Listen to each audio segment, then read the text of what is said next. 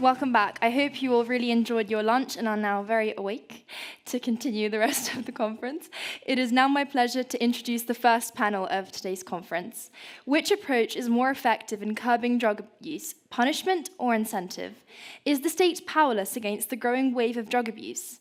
This panel will examine these pressing questions and discuss how governments can strengthen regulatory frameworks and uphold zero-tolerance policies to confront the global drug crisis and contain its spread. Please welcome our panelists.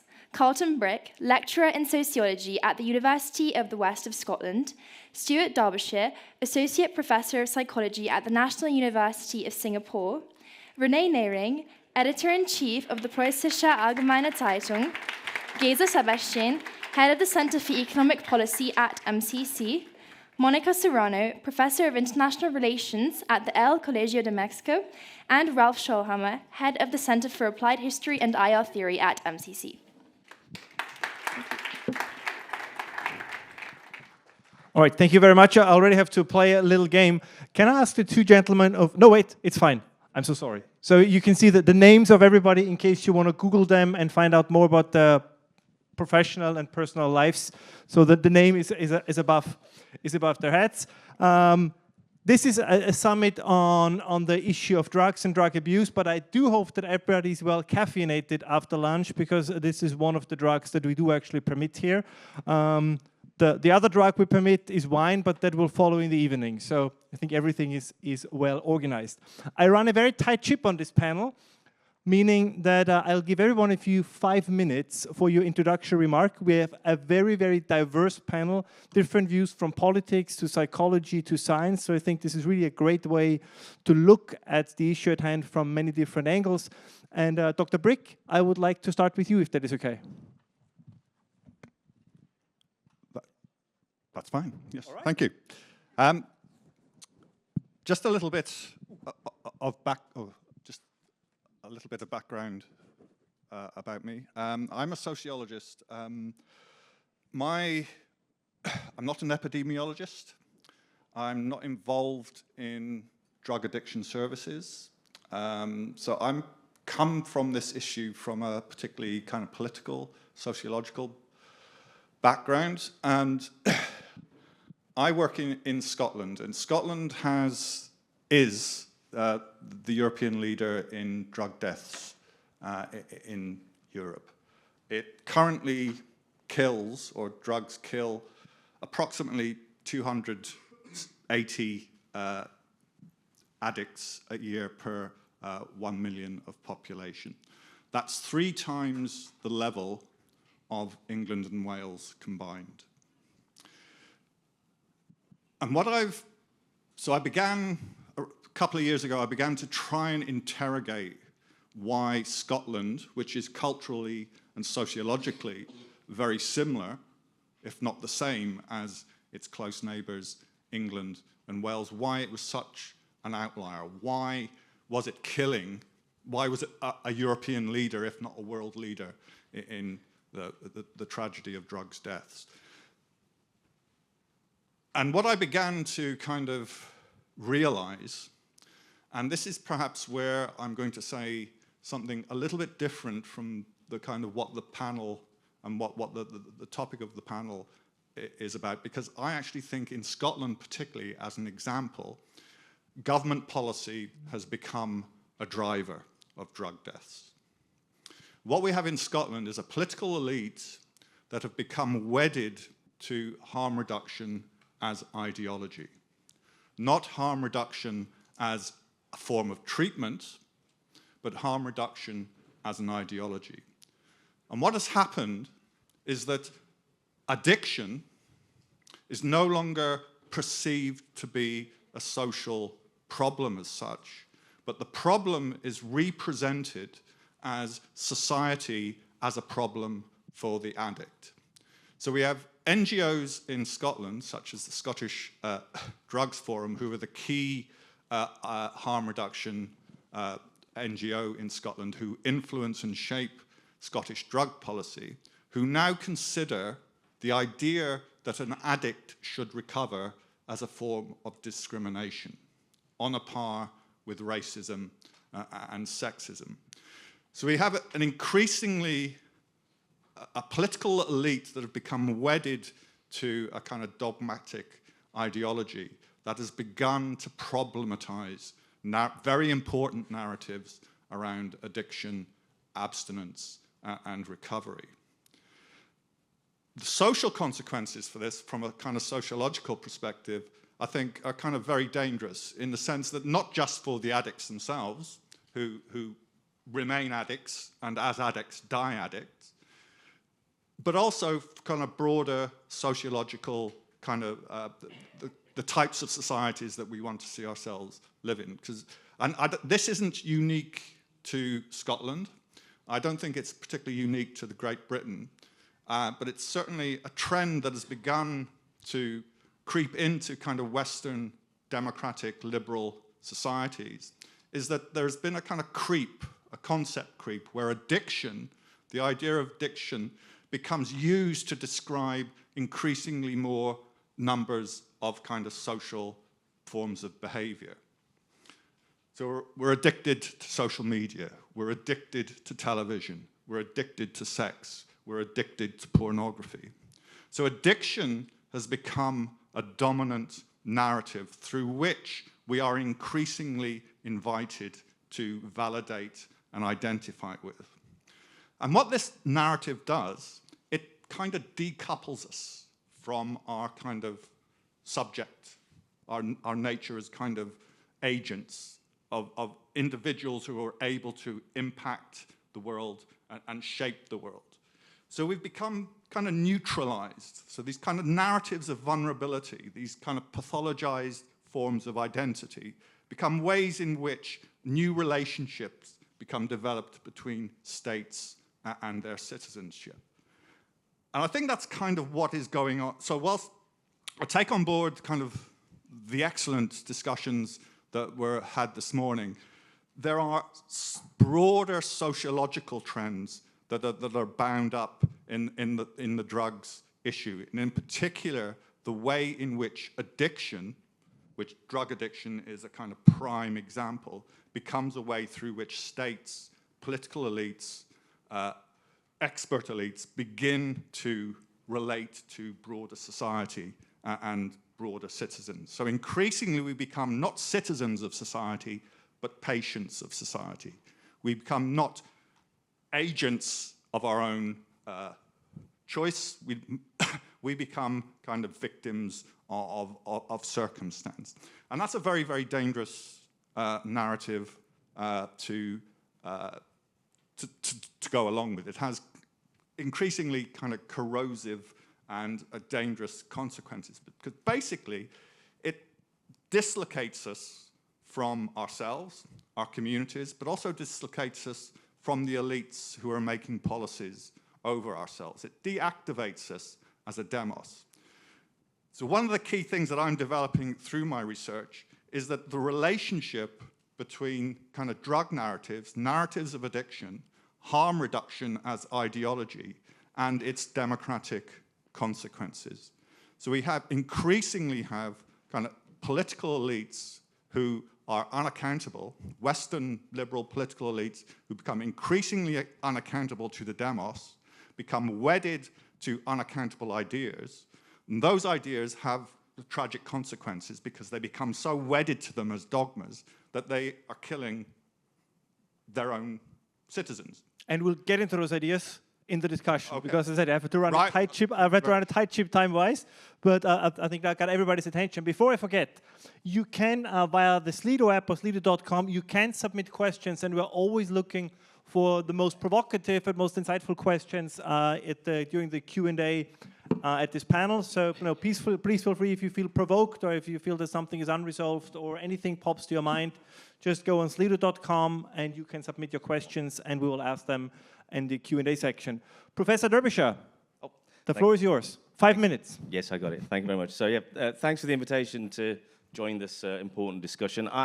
I come to this discussion as someone who's studied pain for about 3 decades, and mostly with the aim of eradicating pain, which always seemed like a good idea. But through that, I became embroiled in the opioid crisis. And the opioid crisis should have taught my profession some difficult truths. One is that when a society tries to eliminate all discomfort, we tend to breed fragility. And I think fragile people are easy to addict. Another thing is that we can't prescribe difficult problems away. So we can't, basically prescribe our way out of despair. The drug epidemic, I don't think, is about supply. I've heard a lot about that today. I don't think it is that. I think it is more a symptom of despair, a symptom of social disintegration, economic insecurity, and the loss of a shared meaning. And we can't arrest a way out of despair. We can't legalize our way towards a better meaning. So the drug crisis, I think, begins when life starts to feel empty, when it starts to feel humiliating, when people feel unseen, when work doesn't offer the necessary dignity, when community becomes dissolved. Drugs then can become the chemical translation of a hopelessness. And we've seen those conditions emerge in the so-called Rust Belt of America, and also to some extent in the former industrial areas of Europe. In too many cases, I think the discussion of this problem also tends to mutate into a discussion about individual resilience, and that tends to also deepen a person's demoralization. It's kind of blaming the victim, if you like. It's one of the pathways through which people are drawn towards a life of addiction. So the state, I think, does have some tools. I think they're quite limited, but they do have tools, regulation, enforcement, education, healthcare. But those tools will only work, I would argue, in a society that already has a strong moral and social order. So punishment works best when there's something for the person to return to. Most Americans in Vietnam became addicted to narcotics while they were out there. But when they returned to the US, 80% or so managed to get off the narcotics that they were addicted to. They did that not because of punishment, but because they returned to family, they returned to work, home, purpose, and a less chaotic society than the one they'd left behind. Likewise, I think decriminalization can only work in societies that still possess some sort of deep social capital. So Portugal did have some success, and still does, to be fair, but that success relied on treatment, it relied on jobs, it relied on family integration, and probably a social capital that they already had in the bank. When those supports started to fade, the death rate began to rise again. The Netherlands managed liberal policies for years without any seemingly serious consequences, again, probably dependent on an underlying trust, stable families, and civic decency that we've seen erode over the last 10 to 20 years. Decriminalization without a community, I think, risks surrendering society to a pharmaceutically managed decline. The opioid crisis in the United States shows a different kind of mistake. There we attempted to medicate despair rather than confront pain and despair. A pain-free life is nirvana. It is utterly impossible. No life worth turning up to is going to be pain-free, is going to be suffering-free. We turned distress into a medical problem, we ignored its necessity, and we offered opioids instead of meaning. It felt like compassion, and we felt like social warriors beating down the barriers to treatment, but really I think it was weakness, not strength, a capitulation to adversity, not a real victory. And the result has been millions of wasted lives, a profound crisis of confidence in medicine and government alike. So what can the state do? I think first, enforcement and incentives should be recognized not as opposites, but as partners. A functioning state should uphold order and draw clear moral boundaries. But if people no longer believe in the value of law and order, that's going to be a very difficult thing to do. Second, I do think we've got to build the economic and cultural structures that give citizens a stake in society, so stable work, affordable homes, decent education, reliable institutions, a shared national story. I don't think these are luxuries. They're not psychological manipulations. They're foundations of prevention. People will rarely destroy the life they're leading if they're living in a world that they actually believe in. And then third, I think we need to teach some endurance. Every strong civilization has known that hardship and suffering are not evils to be eliminated. They are experiences to be understood and overcome. When a society can no longer explain the meaning of pain, addiction will tend to fill that void. Not all pain is unnecessary, and not all suffering is pointless. The most powerful anti-drug policy, I think, is not fear, it's not leniency, it's something akin to faith. Faith that life has meaning, that hardship can be borne, and that every citizen is part of a story worth staying awake for. Thank you. Thank you. Mr. Nehring? Yeah, thank you very much. Yeah, my name is René Nehring. I'm editor-in-chief of a German newspaper, so I am not talking to you here as an expert of drugs or in drug business. I'm not an officer of the police, not a drug consultant. I'm only speaking as a person who is week by week, day by day, watching into the society and making his own thoughts of it. And perhaps I can say the only way where I'm a small kind of expert is that I'm a father of 4 children, from 18 to 26.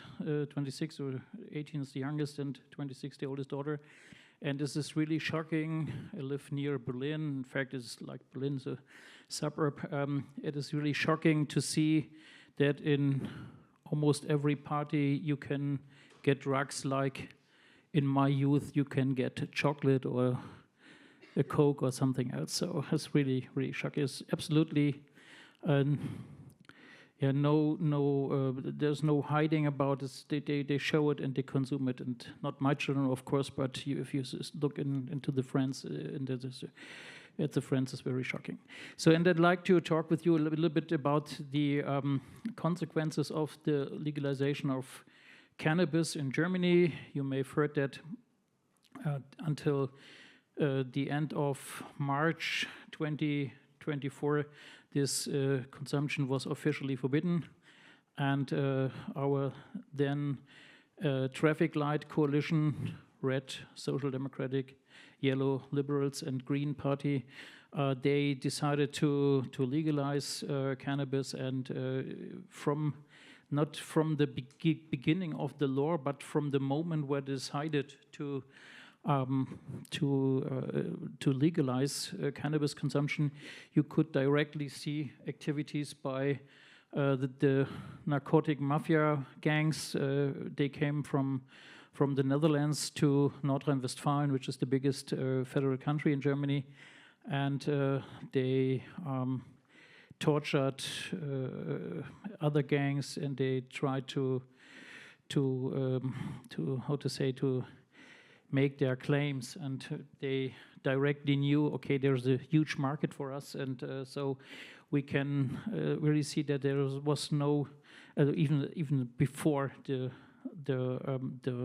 law was active, we could see the negative consequences of it. So, thank you. Thank you.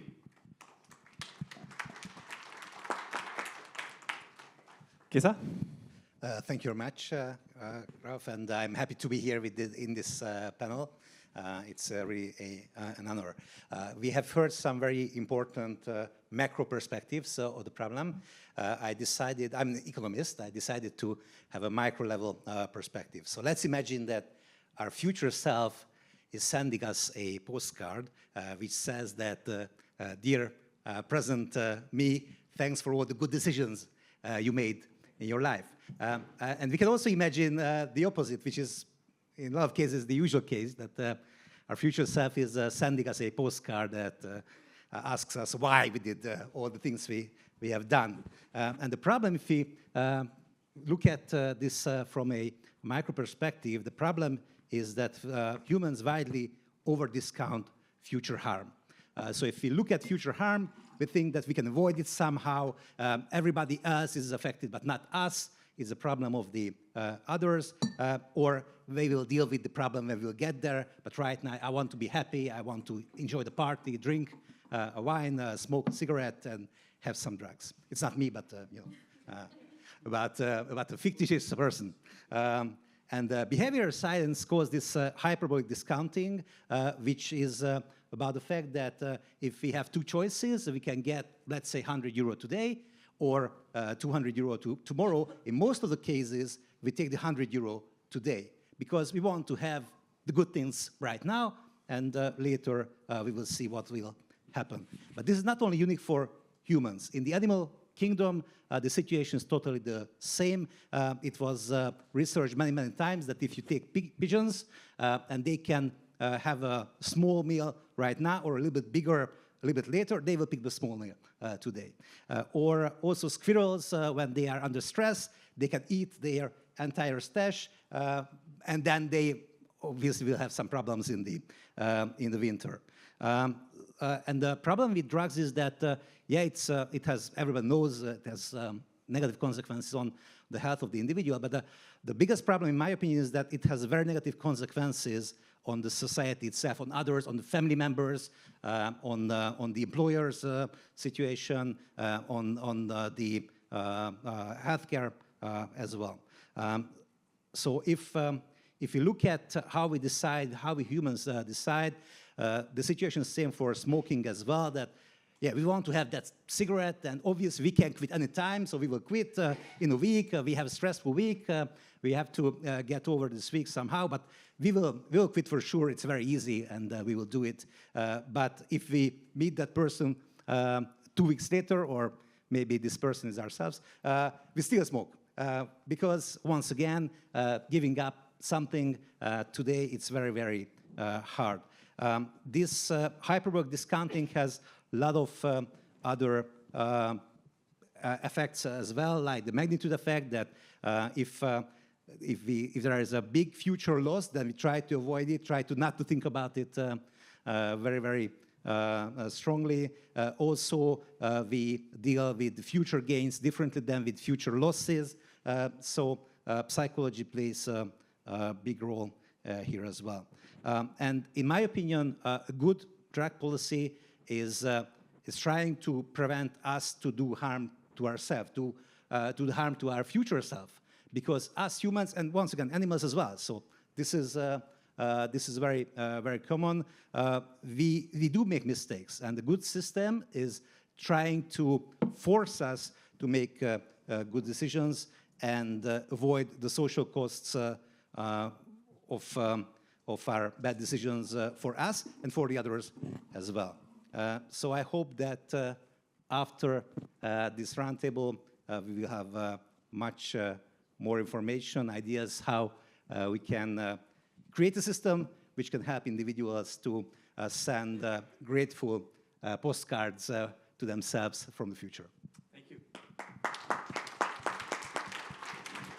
So now we know that for economists, everybody is either a squirrel or a pigeon. That is a very reassuring. Professor Serrano, please. Thank you. Thank you very much for the opportunity to be here.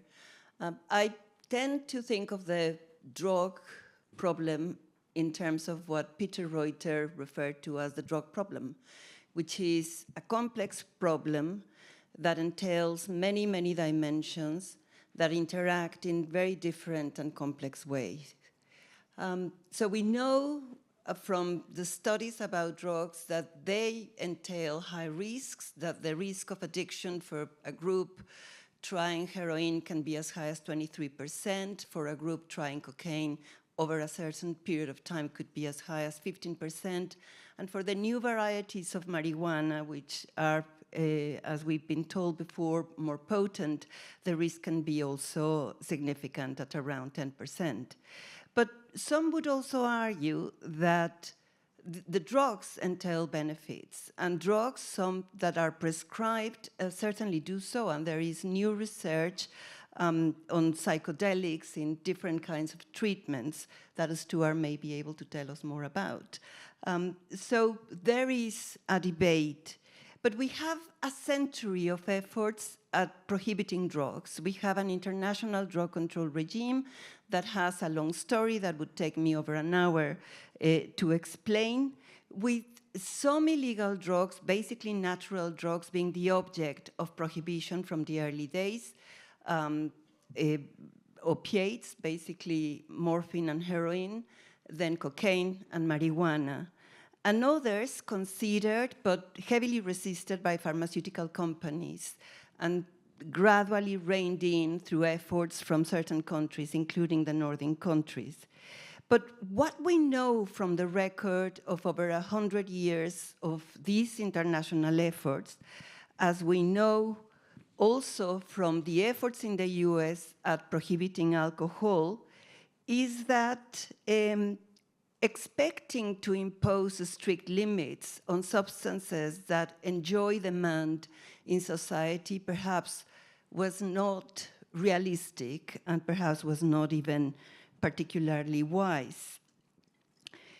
Rather than trying to regulate these substances, those who endeavored to build the international drug control regime thought that it was possible to eradicate them, to completely prohibiting them.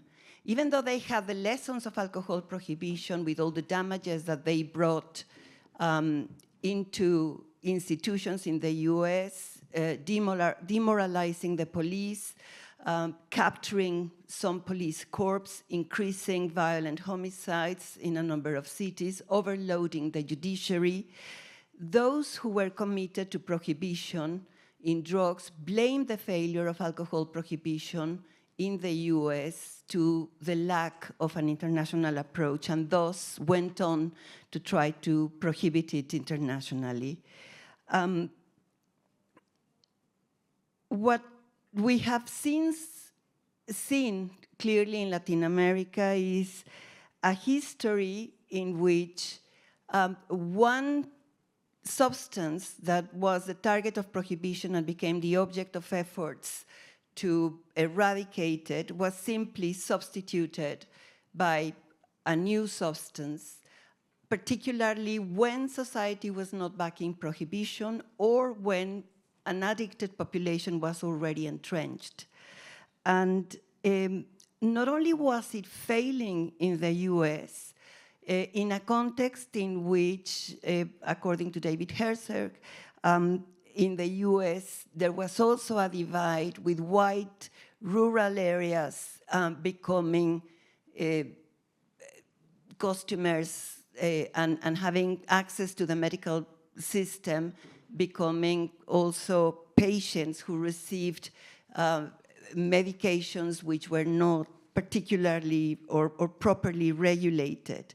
So that was one side of the coin, and the other side of the coin is the way in which prohibition in the US proved impossible to enforce, and not only that, it also proved impossible to enforce in regions that were producing, particularly the natural drugs.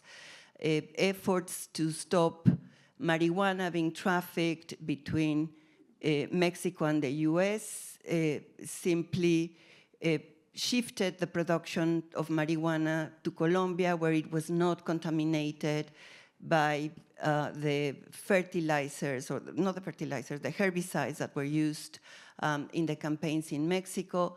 And the efforts to clamp down on marijuana through the Nixon years were then also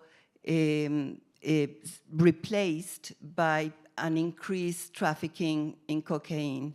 And the consequences for the countries that produce were significant for a number of reasons, not least that when demand remained in place, but the market was disrupted through interdiction, the prices went up.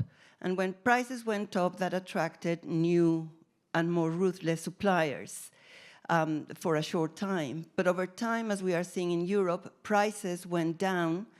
And that is basically because producing these drugs, it comes very cheaply. And the traffickers account in their cost, the cost of replacing the confiscated drugs.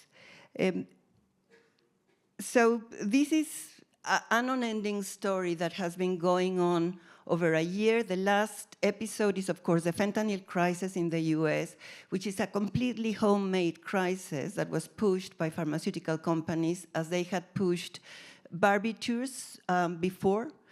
And having created an addicted population, a significant addicted population, the US governments, starting from Obama, rather than acknowledging that reality, they just closed the access to what had been legally available drugs that had already created a very significant number of addicts in the US. And that led to 3 successive waves of the opiates crisis. The first one was the replacement of those drugs which were no longer available in chemists by heroin being supplied by Mexico, and later on by fentanyl, which had followed exactly the same route as had been the case with previous drugs. The efforts to clamp down on one led to an ever more potent and more easily concealed drug, cocaine, then methamphetamines, now fentanyl. The result of that is, in the US, we had the overdose deaths overpassing 1,000 at some point, not a few years ago. But the other phase of that was the violence that it unleashed among criminal organizations, certainly in my country, in Mexico, but in the region as a whole. The latest report by Crisis Group shows, I think, correctly that violence is intrinsic to the drug trade, to the illegal drug trade, and the cost of that has been a significant loss of death that in my country over the last 20 years has involved about 500,000 people. 70% or so of those deaths are related to these illicit markets, but also a very important part of that explains the power of these organizations is the vicinity with a country, the US, where arms are completely unregulated. And that has meant that these actors that are in fact strengthened by the repressive policies have had access to war-like weapons, Barrett 50 caliber weapons that have made the proposition of being a public servant, certainly an army officer or a police officer, almost impossible. The result of all this is that the US has, not on its own, there are lots of failures that I don't have time to refer to right now in terms of the countries themselves, but building institutions that can cope with this has turned to be impossible in a context in which the mix of drug policy and arms, unregulated arms market, have empowered cartels that you may have been able to watch in the Narco series and other films. Thank you. As a moderator, I'm in a very difficult situation because I proposed questions to you before this panel, but now after hearing your remarks, I have a plethora of other questions that I would like to ask. And as the saying goes, as a moderator, I'm here to moderate and not to make friends. So I'm just going to deviate slightly from the prepared questions, and I hope you will indulge me. Stuart and Carlton, both of you, I think, alluded to something that dovetails nicely with the title of this panel, which is about the state's arsenal against drugs. But based on your remarks, would you say that drugs are the problem or drugs are the symptom of a larger problem? Carlton, what would you say to this question? I think the drug issue is a symptom of a much broader question about the nature of society, and specifically in the democratic character of society. The drug issue, pulling on, I think Stuart explains very, very well the solution, the individual. Drugs becomes a retreat when you're not invested in culturally, when the world has no meaning for you. And that seems to be the current condition, particularly kind of Western liberal democracies. And what we have are political elites that are no longer held to account. They've become unaccountable.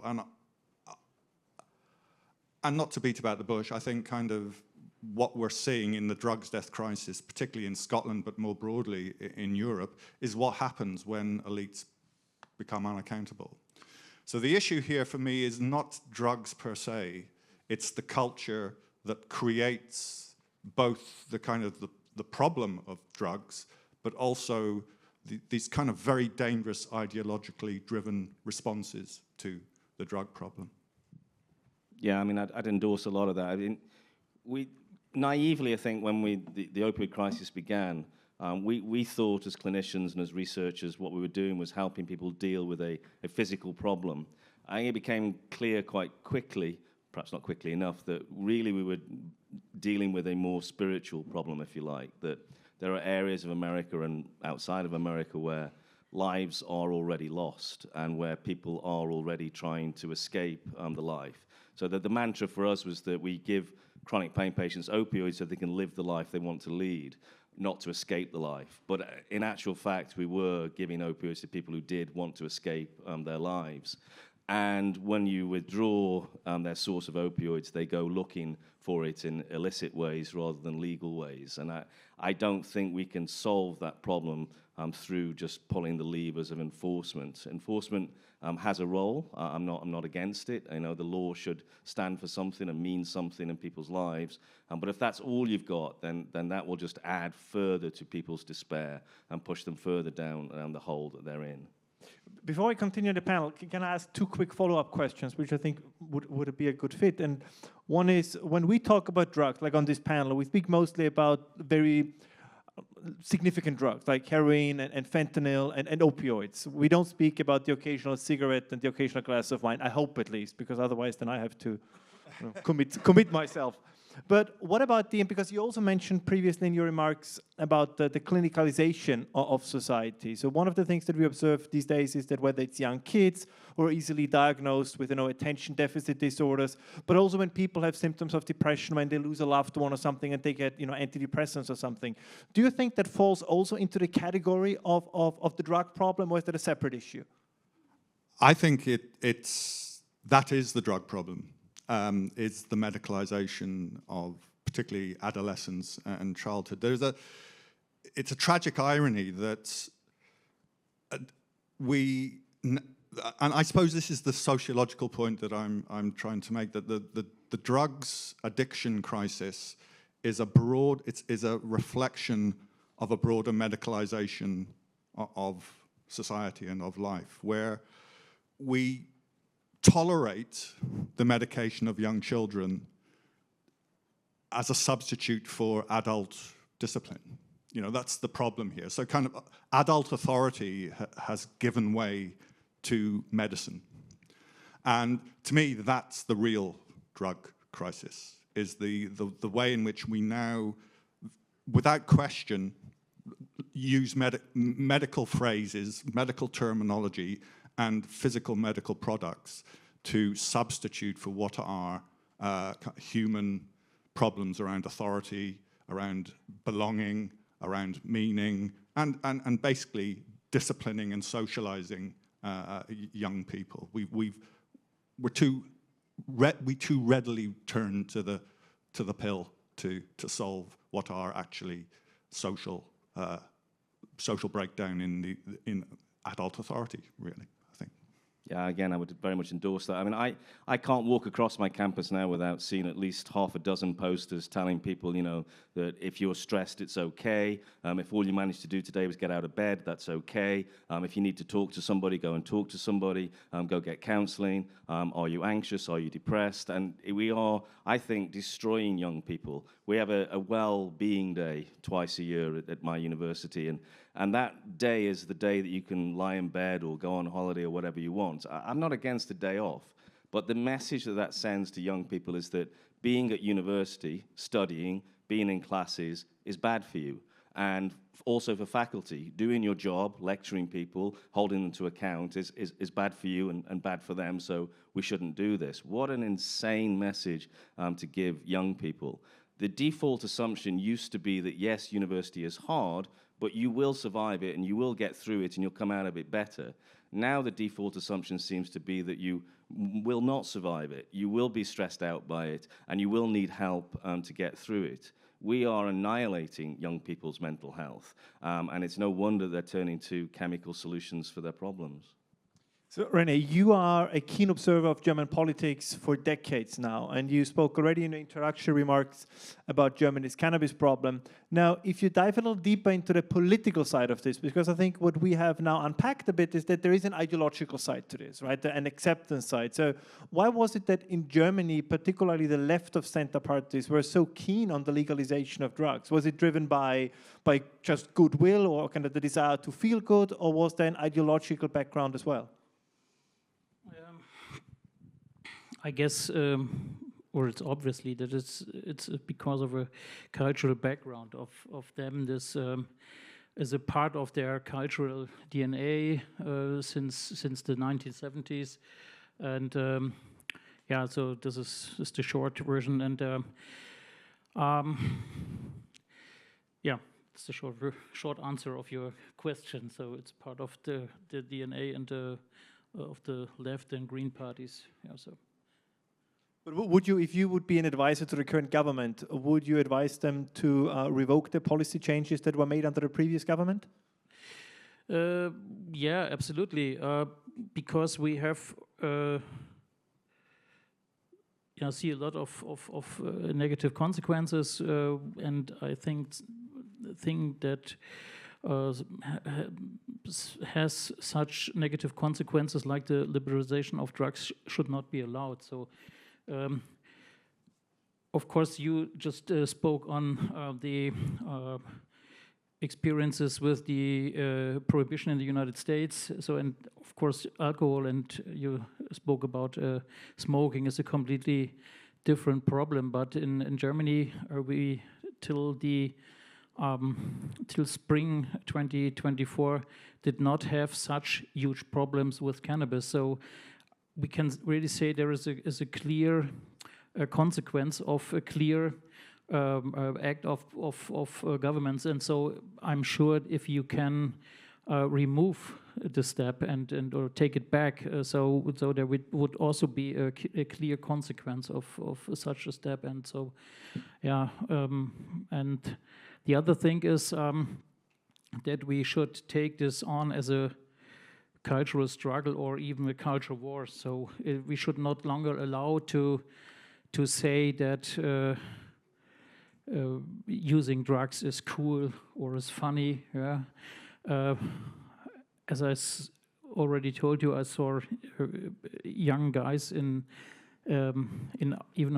my garden coming to a party, 50 people, and some of them were taking drugs, and after 1 hour, after 2 hours, they were sitting in the corner and they were absolutely quiet, quiet because they smoked cannabis. And I said, what a very, very sad youth. Yeah, they are not wasting their health. They literally waste their lives. So, yeah, this is the best time in your life. Yeah, where you can be very active, do a lot of funny things, and we should not allow so-called progressive people to say that this is a cool thing. So that is not cool. This is not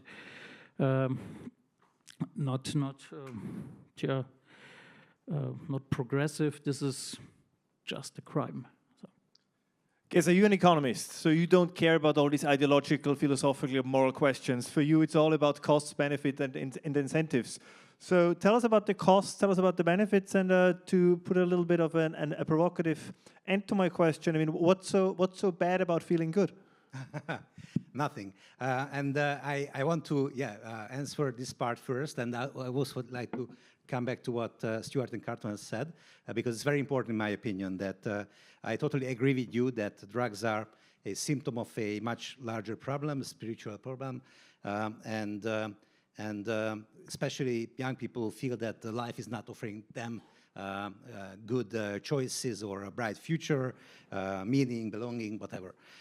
On the other hand, I don't know who said this, but if you feel yourself bad, then just pick any history book from the shelves. Just open it anywhere, just read 5 minutes, 2 minutes, and then you will see how lucky you are.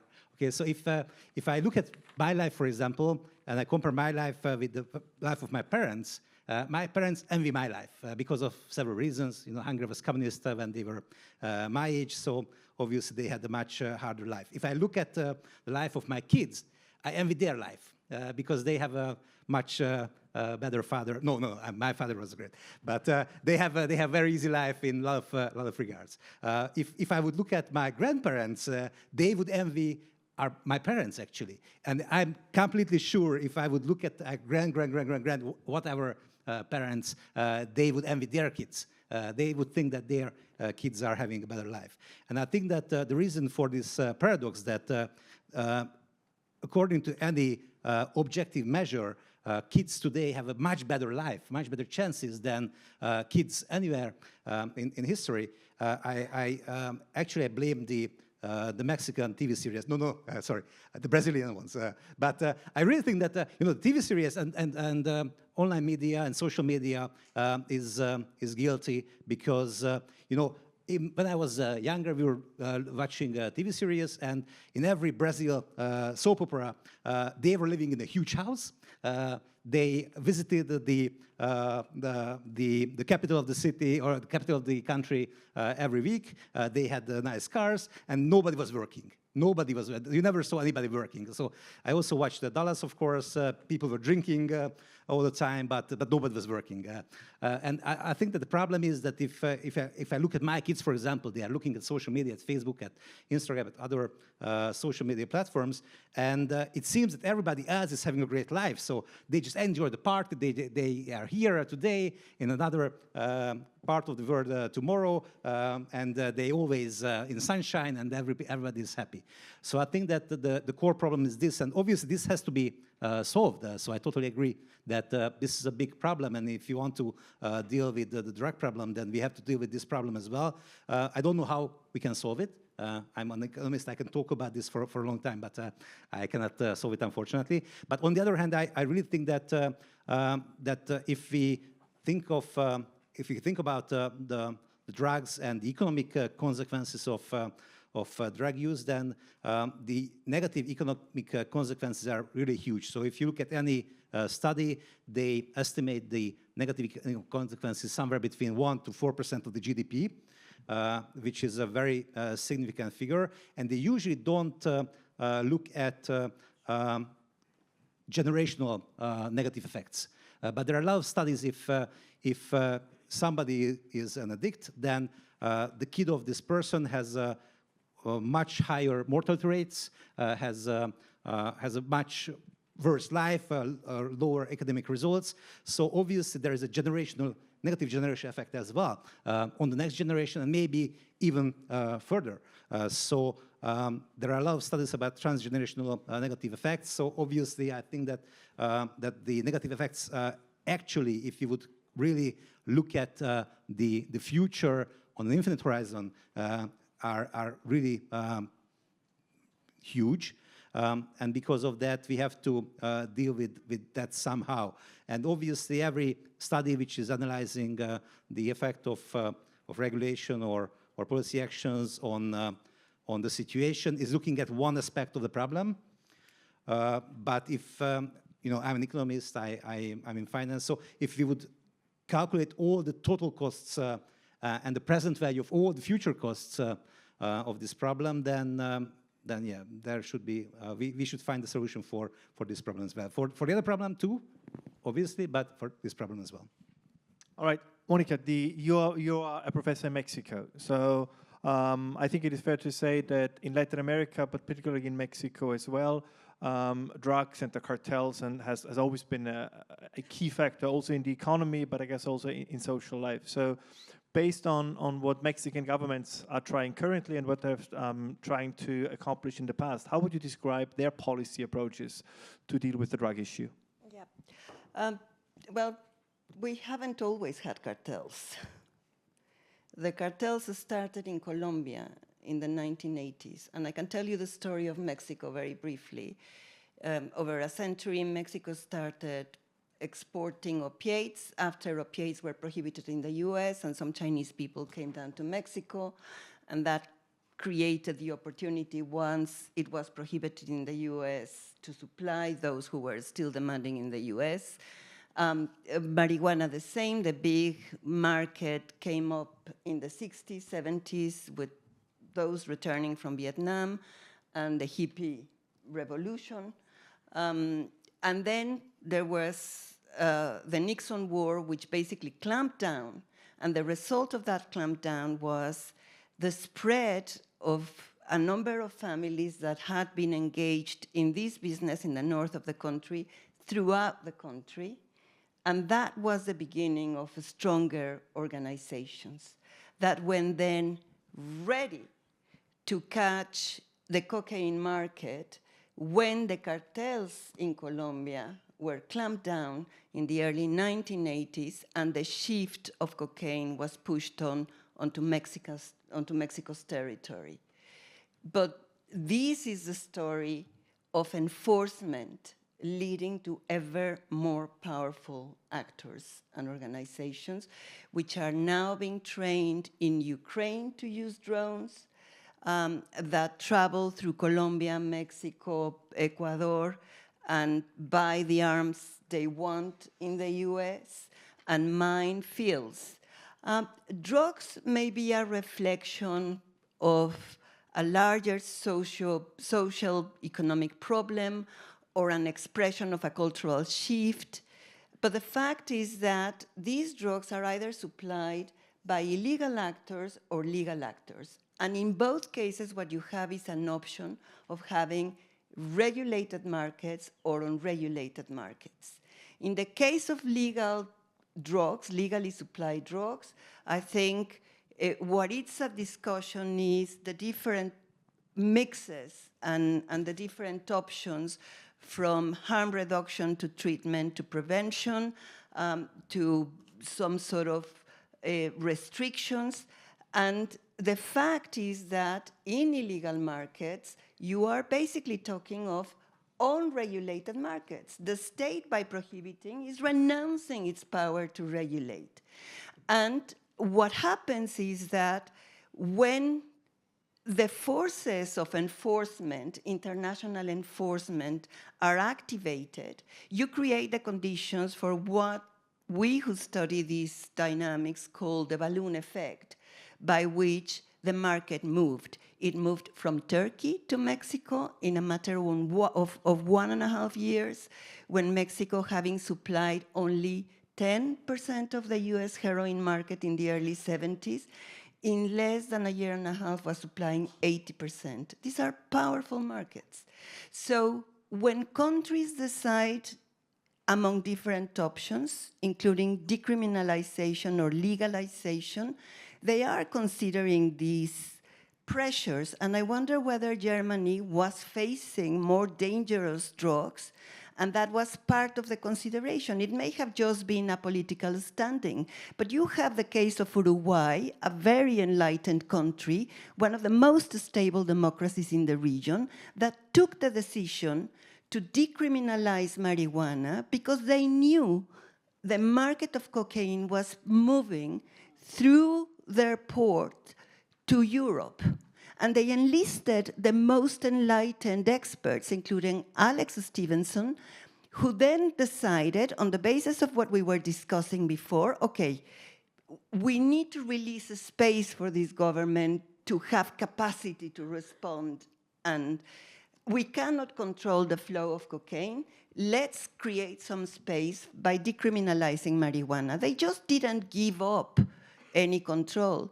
They chose the most regulated version, which basically allows people to have one plant in their house or buy in regulated chemists. Adults, only adults, the same as in Canada. I think these considerations are part of the equation that governments are taking into account because of the consequences of enforcement for even states with very strong institutions. The UK, a country where I did my doctorate, and there was never any sight of firearms. Now firearms are on the increase, and they are related to drug markets that are booming. So policemen in the UK are saying, you go undercover to try to go against these guys who are selling drugs, all you achieve is to strengthen the strongest.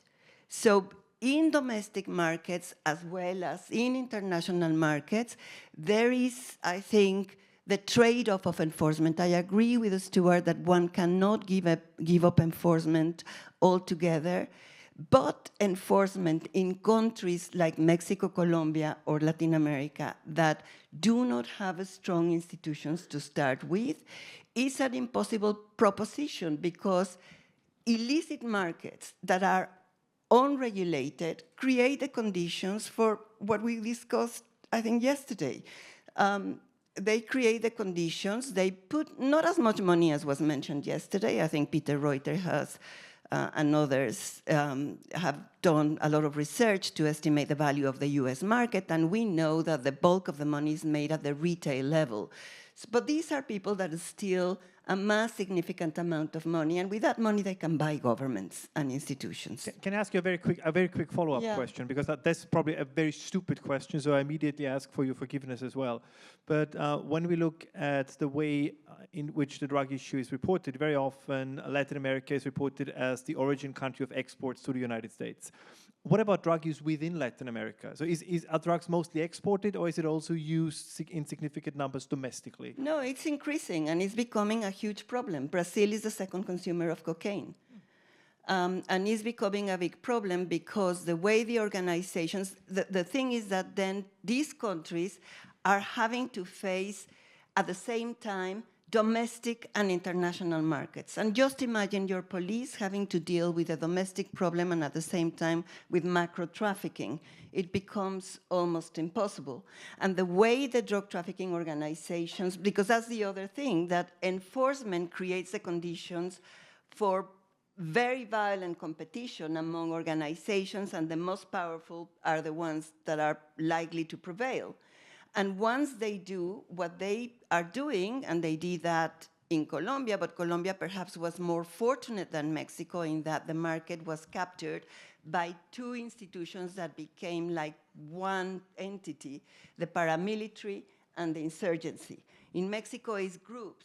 So the market and the money changes from one group to another, and it's more difficult to pin down or to enter into negotiations like the Colombian government did.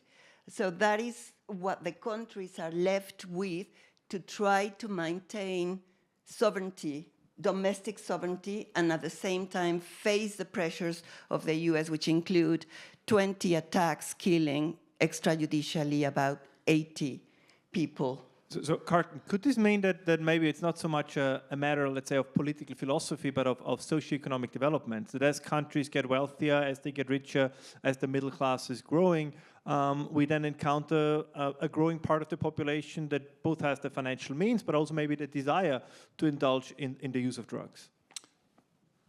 I think that's definitely been a historical trend that you can understand it through. But from the perspective, if you look at Scotland, which is kind of where I've kind of done not the vast majority, all of my research is kind of concentrated in looking at Scotland as a problem. There's a very different and interesting demographic. So those that are dying of drug overdoses are not young people, they're people my age, men, and predominantly from socio-economic disadvantaged backgrounds, which is kind of the demographic that shapes the UK's drug death crisis predominantly.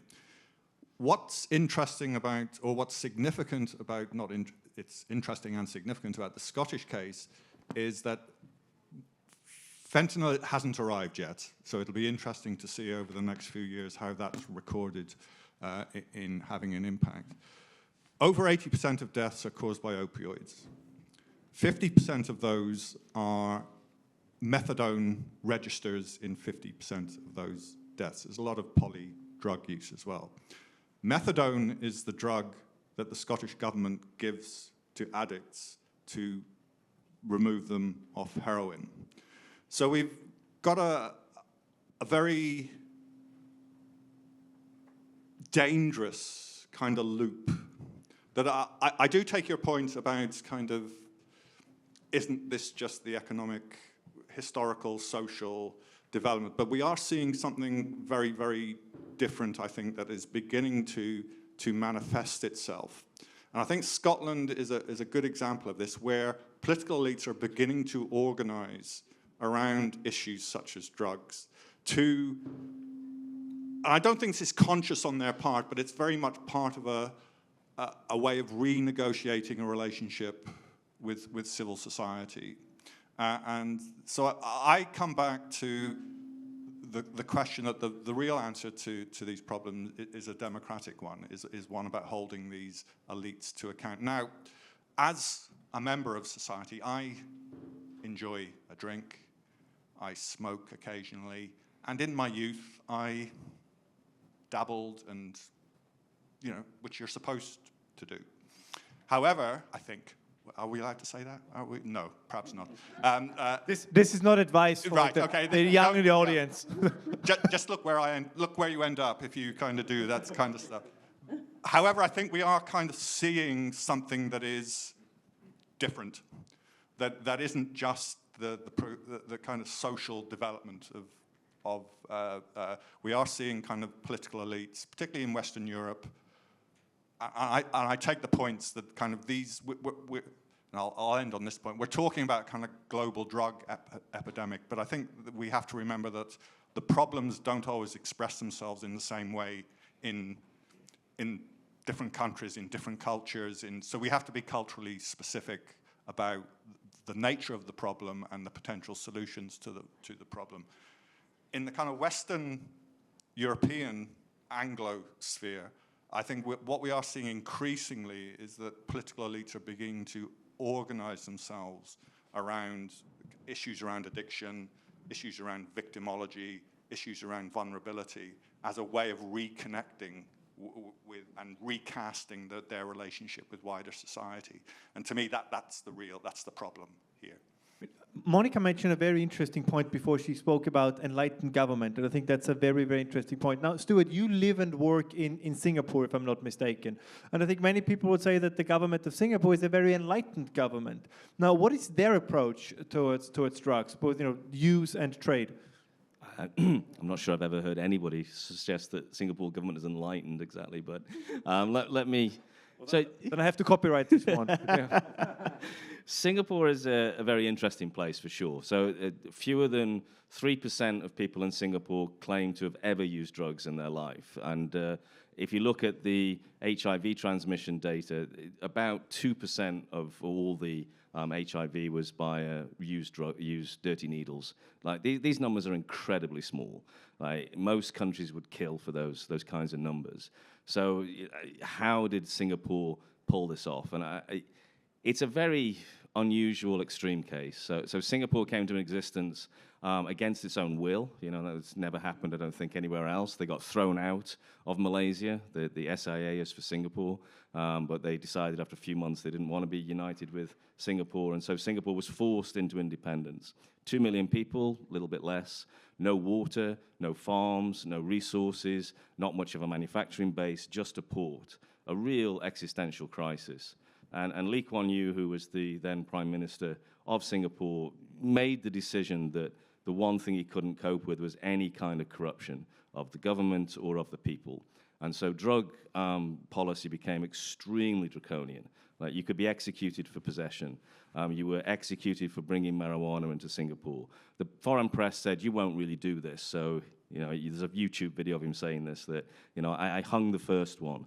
And they said, you're just bluffing. So I hung the second one. They go, you're not going to do a third one. So I hung the third one. Now they believe me. And so that is an extreme message of, purpose when it comes to drug use and drug trafficking. And nobody thought it was worth taking drugs into Singapore for a population of 2 million people. So drugs did not pretty much exist in Singapore.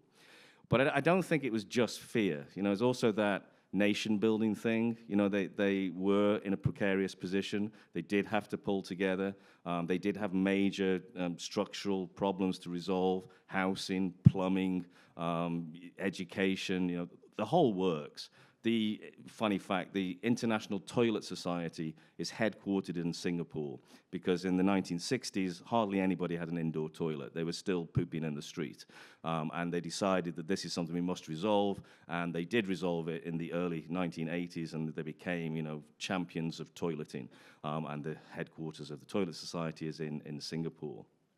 So they created a tremendous internal infrastructure, which I think is their greatest drug policy. So just one clear example of this is that 95% of Singaporeans own their own home. They own a home that the government built for them, didn't give to them, they don't rent it, it's sold to them, it's an asset, they keep it for 100 years or so. Many people have their wealth tied up inside this housing. They have no homelessness. Like, in many countries, homelessness is at least a source of the drug problem, and they have eliminated that with a very enlightened, I'll give you that, housing policy, which I would love to say you could replicate that in another country, but I think it'd be, really, really difficult to do, but maybe worth a try. Hungary, I think, 10 million people, so maybe, a place like Hungary, that kind of thing would be possible. So, to summarize, an intensely draconian approach to drug policy, which I think most countries would find very difficult to enforce.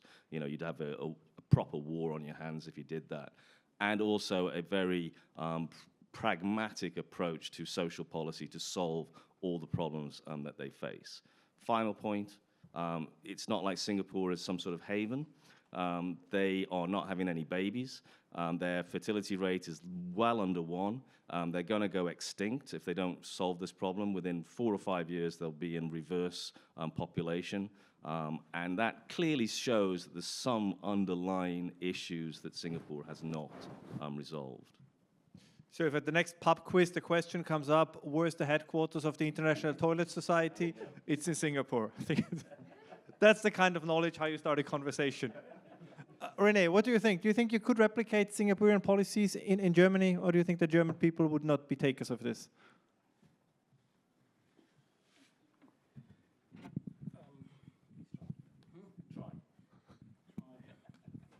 That's a very interesting question. First, we have not 2 million inhabitants, we have 84 million, so a little bit different lot of problems. I think another problem of what we have not spoken now is the question of an open society. So Germany is a very open society, and a lot of the problems that we get with drugs are, especially the poor people you just mentioned, reminds me that they came from foreign countries. When, for instance, from Romania, Poland, when they became members of the European Union, they could come to Germany, and even if they live there in the streets, they have a little bit more better life than in their home country. So I guess it's not. It's interesting what you said, but I guess we cannot take this to Germany because the countries are too different, and so of course the drug problems are higher in the big cities. If you're in small towns and small villages, the society is more stronger, more classically organized, and can hold even poor persons and weak persons, and so yeah, I guess it's not possible to compare this. I guess if even the Prussian member of the panel is not for draconian methods, then that is not gonna happen anywhere. So, Géza, from your perspective, how should we create an incentive structure? So if we say, punishment or as the aforementioned draconian measures would not work in larger countries, so what kind of incentive structure would you propose? First, I have a good news for us Hungarians and for you, Stuart, as well, because 90+% of Hungarians own their own homes. So we are quite good in that, and we are very strict, not as strict as Singapore, but we have a very strict drug policy as well. So we quickly implemented your advices.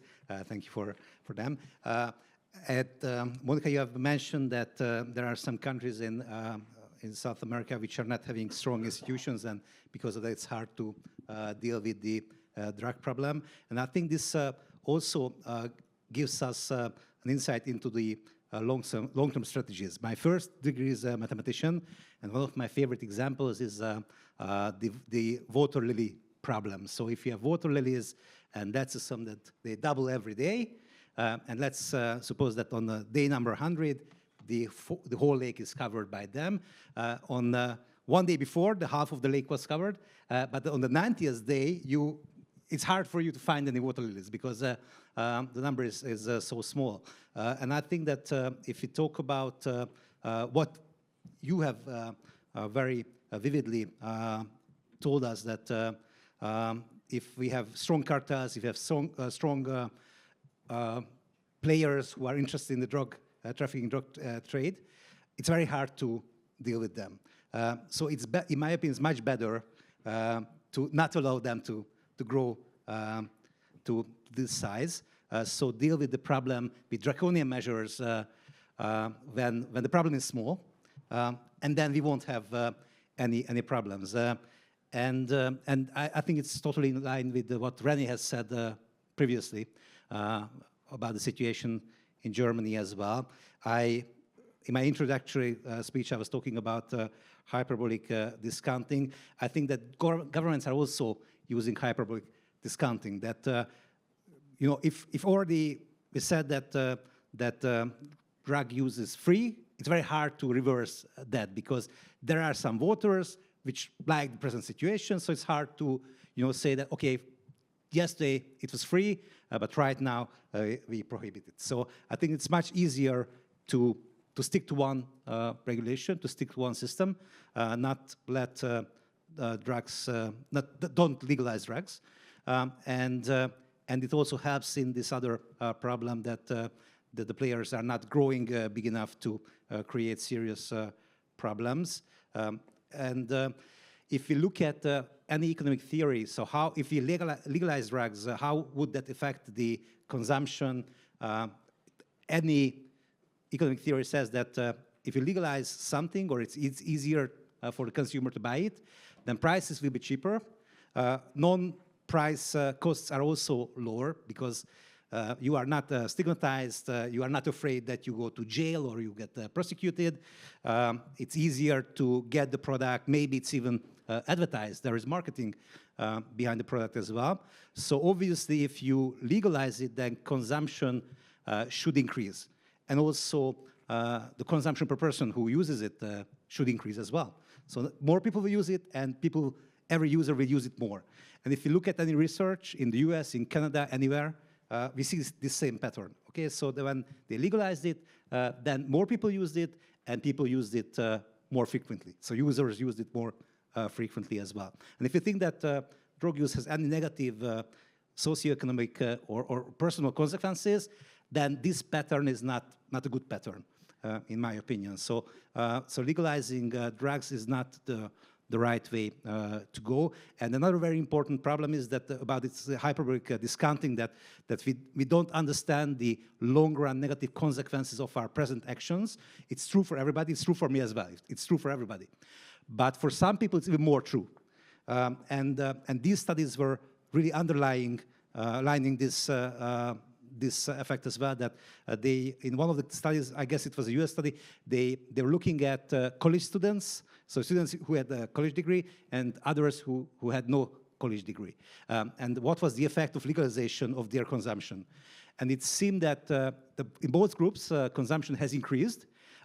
In the group of the students who had a degree, the increase was very, very small, so almost insignificant, but it still increased. But in the other group, it was huge. It was very significant. So if we want to protect those who are not so educated, who are not able to understand less able to understand the negative consequences of their actions today, it is also suggesting that having a more strict system is better. I want to slowly move into the questions. And Mónica, there are two questions that I think are directly addressed to you, so I think you're in the perfect position to answer them. It's about cannabis legalization in the United States. What effect did that have on the drug cartels? or the drug trade in general? It took away a market from them. There is still some market because there are over 50 states in the US, and in not all these states, marijuana is legalized. I think it's 35 for both medical and recreational, but it's 25, I think, for legalized recreational. So it has shrunk the market significantly, but the US market remains a magnet. It was estimated in 2016, without considering fentanyl, at $150 billion by Rand Corporation, and that includes heroin, cocaine, marijuana, and methamphetamines. So the supply from Latin America continues to be significant in terms of cocaine, even though the cocaine consumption in the US has stabilized. It's probably increased a bit over the past few years, but it remained constant and significant because there was an estimated, I think, 4 tons demanded by hard addicts by the late 1990s, early 2000s, maybe. So that creates a potential really significant magnet for organizations, not only Mexicans that were supplying methamphetamines and then cocaine, but mostly transiting through Mexico. But now cocaine is moving around the region and clearly destined to Europe, with consequences for Europe, including for the first time ever, there is a video in El País where you can see a member of the civil guard being killed by traffickers. Probably not Latin American, probably from Morocco or bringing hashish. But the fact of the matter is that you are seeing very daring type of behaviors defying state authority. Fentanyl, the margin of profit in fentanyl for 1 kilo is estimated at around, that costs 80,000, I think, or it's estimated the margin of profit can reach even $2 million. But as I said, that doesn't mean that these people become the mosques of the drug industry, because the bulk of the money is distributed more democratically at the retail level. But they still take control of significant money that allows them to buy weapons, to submit or buy authorities, and to feel defiant enough to, I would never have thought, a policeman. I mean, this is the police created by Franco that has a lot of respect, a lot of authority, and yet they are chasing, and you can see the guard being killed. Has anybody on the panel heard about the Icelandic prevention model? And I have to apologize to the questioner, because one question is about the Icelandic prevention model, and the question says, providing alternative social opportunities, youth centers, sports cards for youth, and apparently drug use hugely dropped in Iceland. So even based on the content of the question, do you think that instead of draconian measures or legalization, finding alternatives, whether in forms of community or community centers, could that be a way to address the problem? Yeah, I mean, I don't hate that approach. I'm dubious that the state can pull this off, because the state doesn't have, generally speaking, a real sort of relationship with people. You know, like I think Kevin this morning mentioned that strong families is the biggest predictor of not taking drugs. That's not a huge surprise to me. Having a loving family who knows you, understands you, who can really relate to what it is you're going through is going to be a tremendous bulwark against all kinds of things that might tempt you. But I don't mind the state making some sort of effort to try and create a better environment, one that's more fulfilling than an alternative of drug use. Do you think, and this question would also go to you, Carlton, do you think it's easier in a homogeneous society? Because, I mean, Iceland is for all intents and purposes, a fairly culturally and ethnically homogeneous society. So if the government then creates incentives for community centers, for youth centers, for people to come together, that probably is easier to pull off than in a very heterogeneous society. I think that may be a dynamic in the sense that I think kind of, or societies where there is a buy-in, you're invested culturally, you're invested socially. So you know, you can have very diverse societies, ethnically, etc., which are cohered around common collective values. I think it's interesting in the sense, or significant in, I think Stuart's right. So in Scotland, for example, we have a very interventionist state, a state that intervenes directly into the family.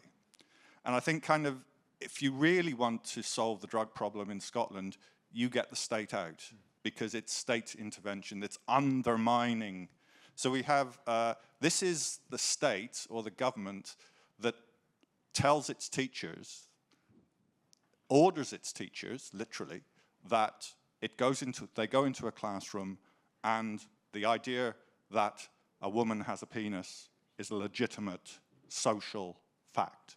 Now, I don't want that state intervening in anything, really, let alone a drug crisis. So there is a role for state intervention. But I think the points we need to ask is, who is the state? What are they intervening in?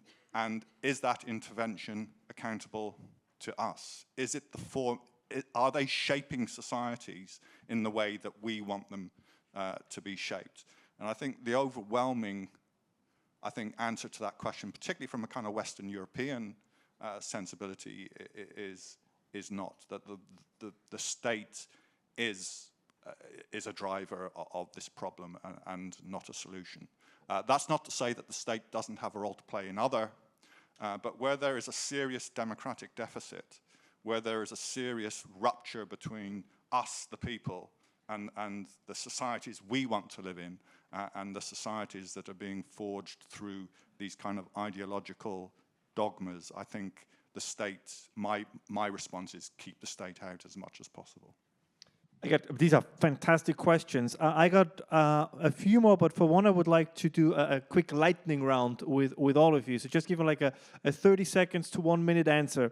So what kind of arguments can pro-legalization countries bring up in favor of legalization? So if you would have to steelman the argument for legalization in 1 minute, what would be the one argument that you would say, all right, that's one argument I'm willing to accept in favor of drug legalization? None at the moment. The one argument I would have that would sway me is that we have a state that is accountable to the people. And then I might, if the people demand legalization, then hey-ho, we have legalization. But at present, that's not the relationship we have. Yeah, I'd make a very similar point, unfortunately. That the one thing that would persuade me was a true democratic mandate for legalization. If you properly poll your people and they're like, look, we want to try this, let's zone cannabis use and let's legalize it, then I would be like, yeah, okay, let's try that on, let's see how that feels, and let's see where we are in a few years' time. If we don't like it, we can reverse it. If it seems like it's working, we can keep it. But let's have an honest and open and frank discussion about where we want society to go and take it there. Once again, from the perspective of my country, I see there is no measurable benefit by legalization drugs like cannabis. So, but we see a lot of disadvantages, and so I see still no sense in legalize it. So there are a lot of arguments which look like they make sense, especially if we just look at one aspect of the problem on the short run. But I would go back to my Lily example. So I think that if we legalize it and then later we figure out that it was a bad move, it's very, very hard to go back to the initial situation. And if we consider all of the social and economic costs of drugs on the long run, then I think that all the arguments are against legalization. Mónica? I think I'm going to be the one more pro, and I would approach the question from the point of view of costs and benefits.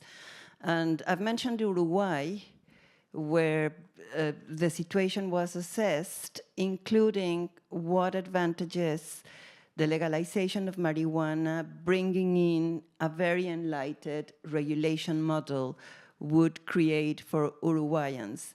And the conclusion was, independently of the margin of maneuver that the state was trying to make to deal with more serious problems, was the fact that legalizing marijuana, those types of marijuana, making plants available and creating clubs, highly regulated, could perhaps protect Uruguayans from the more dangerous synthetic varieties of marijuana that are now producing schizophrenia.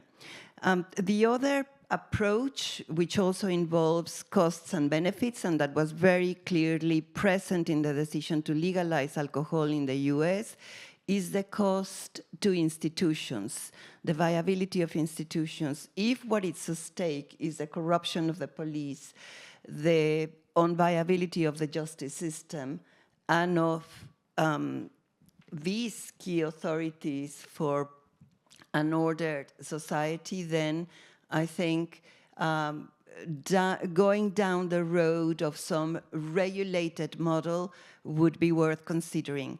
The irony is that the US, by going to the extremes between prohibition and full legalization, instead of considering mid-term solutions or more center solutions, gave up the possibility of a more regulated alcohol market, like was created in Canada or the Nordic countries. So they ended up paying a higher price for endorsing unviable and costly prohibitionist paths.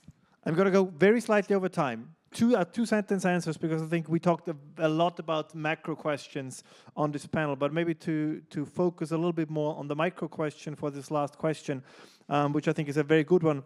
Who could help an addicted person the most? The government, society, or the media? Go. Society. Has to be society, come on. All right. The society, never the media. If you look at the basketball team, we have the head coach, we have coaches for every position, we have a manager who is looking for potential trades, and we have hundreds of people who are working on the team. I think that the problem is much bigger problem than whether a basketball team will win tomorrow or lose. So I think that we should use all measures available. All right. Mónica? I think society, but I think government has a big role to play in terms of education. And possibly also medical assistance that is, again, more enlightened. Thank you so much. Thanks, everybody, for great questions. Please join me in giving a hand to a fantastic panel.